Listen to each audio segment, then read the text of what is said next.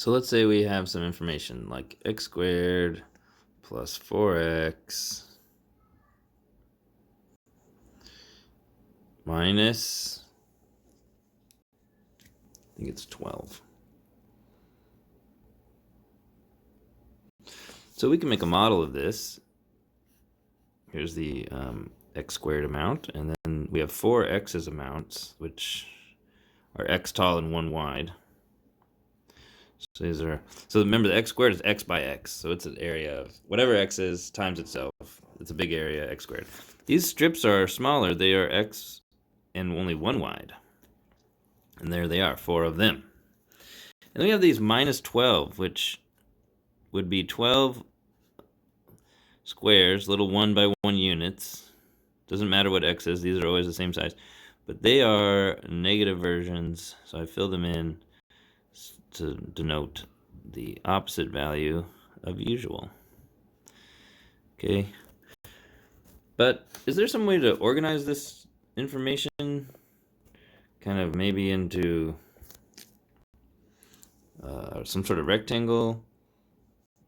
That's what factoring does. It creates 2 sides that you could draw. So we were trying to get it like this. In this video, what I want to talk about is the fact that this sign will determine what these signs are. Most especially if this sign by the constant term is negative, then you know that this is going to be positive and this one's going to be negative. They're split. If C is negative, the signs are split. One positive, one negative. Why is that? Well, when we do this rainbow, we'll get a negative number. So to get a negative number when you're multiplying 2 things, one of them has to be negative. All right, so let's clean this up a little.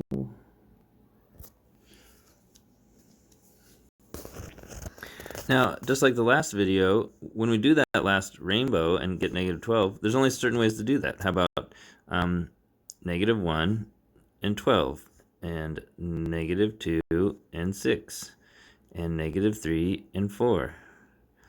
And now we're at that point where we don't have to go any further because we're the 3 and the 4. It's like looping back around. Once you get 2 numbers that are almost the same size, or the same size, that's as far as you have to go factoring wise. But we do have more possibilities here. What if these were the negative ones? What if it was 1, oops. What if it was 1 and negative 12, 2 and negative 6, 3 and negative 4? Those are all possible. But you'll notice that these all add up to a negative number when you combine like terms. What am I talking about? Let's just try it out here. Let's roll down here. Let's say it was x plus 2, x minus 6.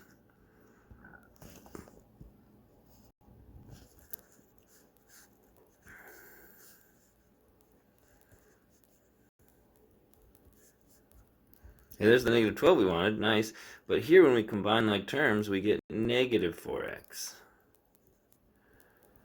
That's not what our original trinomial was. We had positive 4x.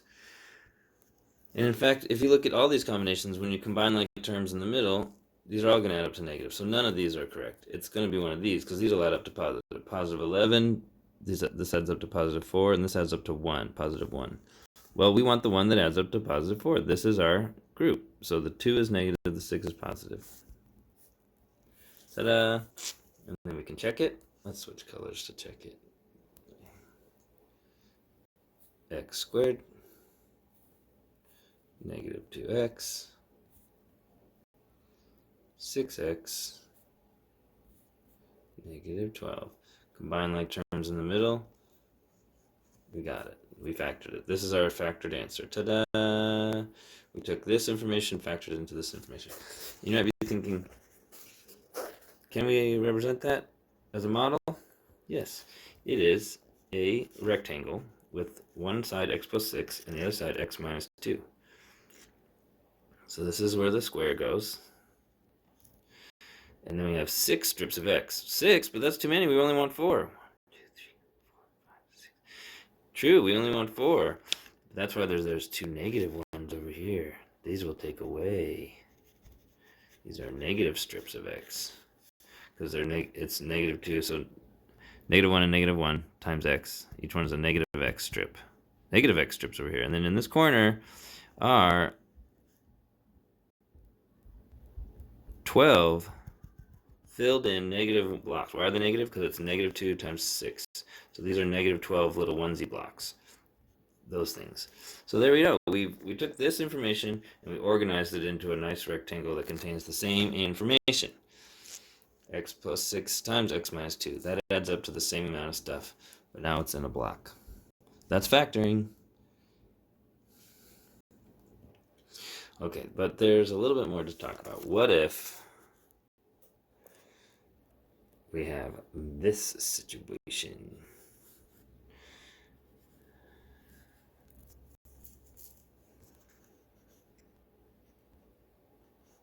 I think this is right. How can we factor this? Well, now, this is not a minus sign, so the signs are not split.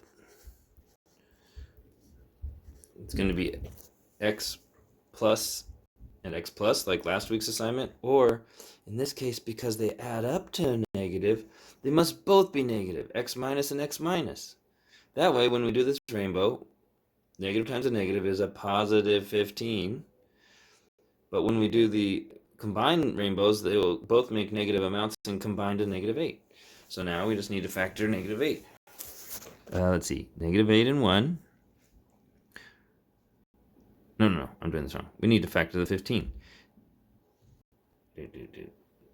How can we multiply the 15? Well, they're going to both be negative, so we can just, let's do negative 15 and negative 1. Negative, is it only 5 and negative 3? That's it? Yeah, great. Which of those add up to negative 8? Ta-da! We're done. So, what is the main learning today? The main learning today is, I'm just going to use generic. If this is a minus sign, then you know that your signs will be split. And then you just figure out how to multiply to this and figure out how to add up to that, whatever that number is. But if this one's a minus sign, this one's a positive, then here you know they're going to match. And because this is a minus sign, they're both minus. And then the last possibility is what we did last week, where everything's a plus sign, and that means everything's a plus.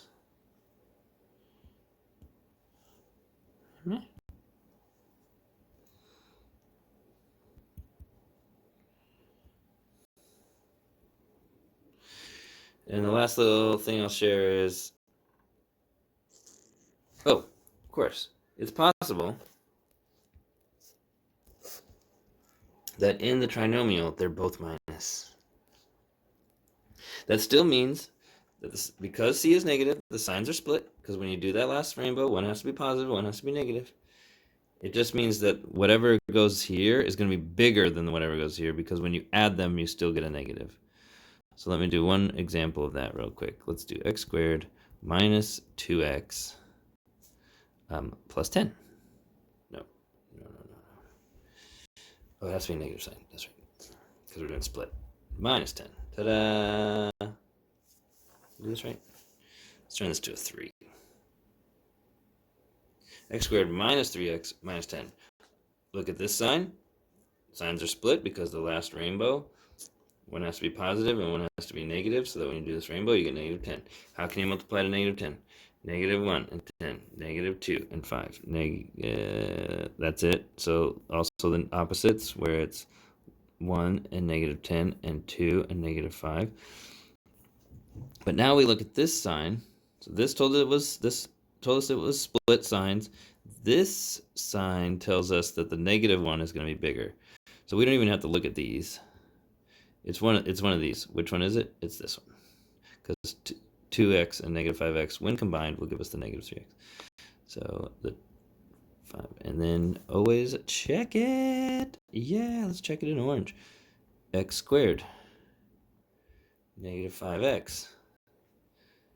2x. Negative 10. There's our negative 10. That last rainbow. I don't know what that blue rainbow's doing in there. Combine like terms here. Ta-da, ta-da, ta-da, ta-da, ta-da.